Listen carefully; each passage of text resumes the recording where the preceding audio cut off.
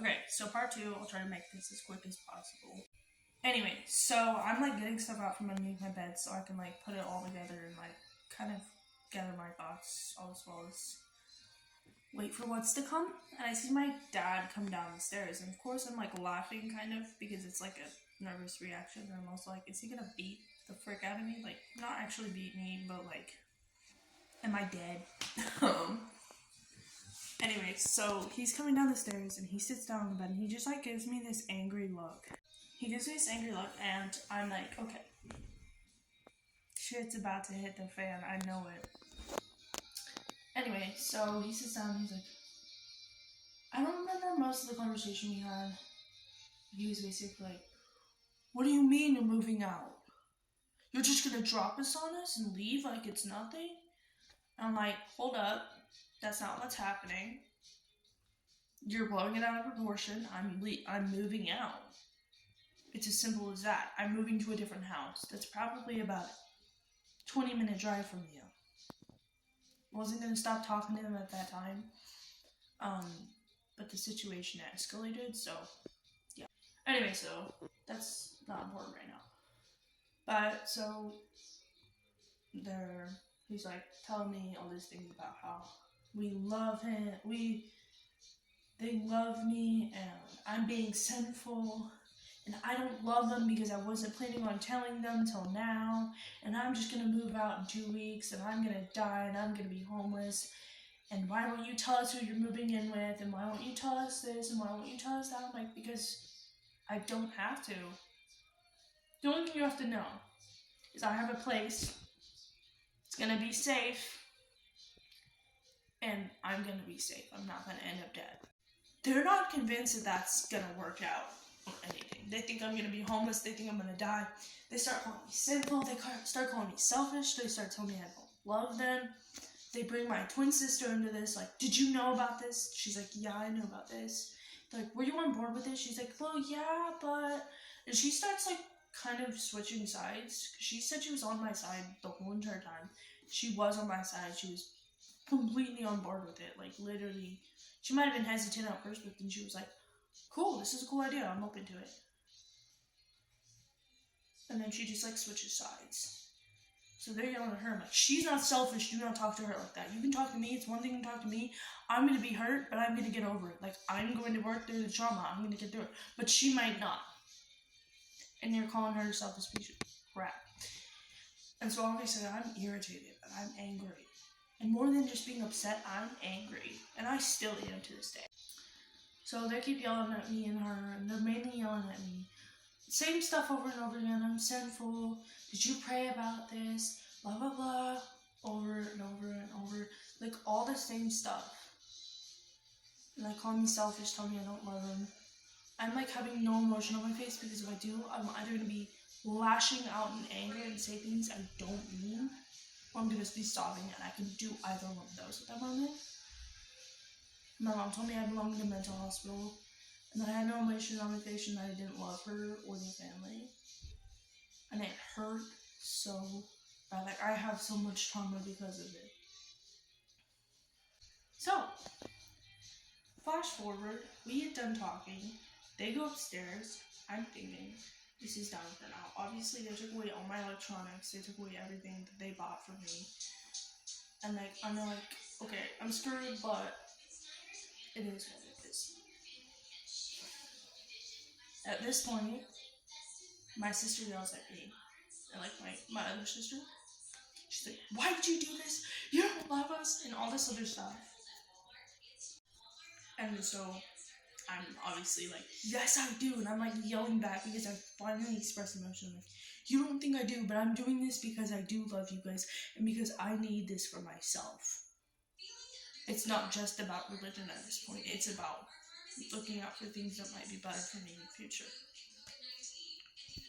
Okay, so then my mom comes downstairs, she's like, get your shoes on, we're going to go apply for jobs. And I'm like, no I'm not.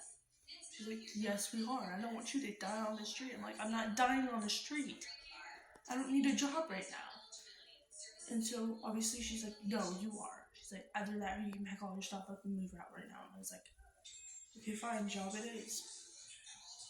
So we go to multiple jobs, and they're all like requiring it to be online. So what do? Of course, we go home after a while, and she still asks me, well, "Why are you doing this? You don't. It's not too late for you to turn back.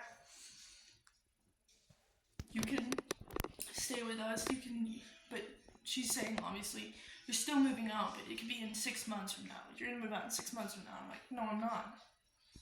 She's like, I don't know why you're being so stubborn like this. I don't know why you won't just stay with us. And I was like, because I don't have to.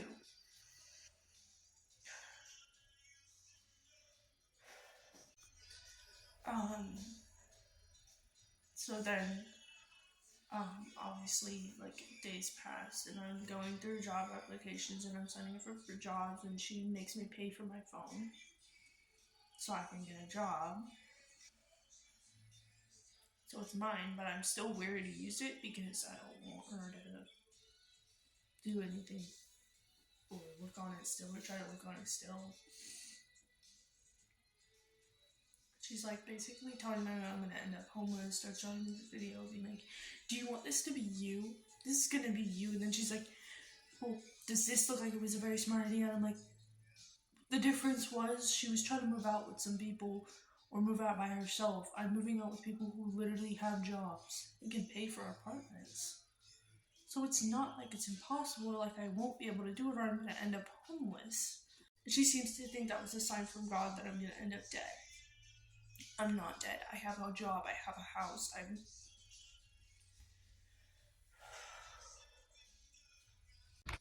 So anyway, we're still going to that day. I'm trying to stay happy and positive because it's the only thing I can do without breaking down, telling them I'm gonna stay.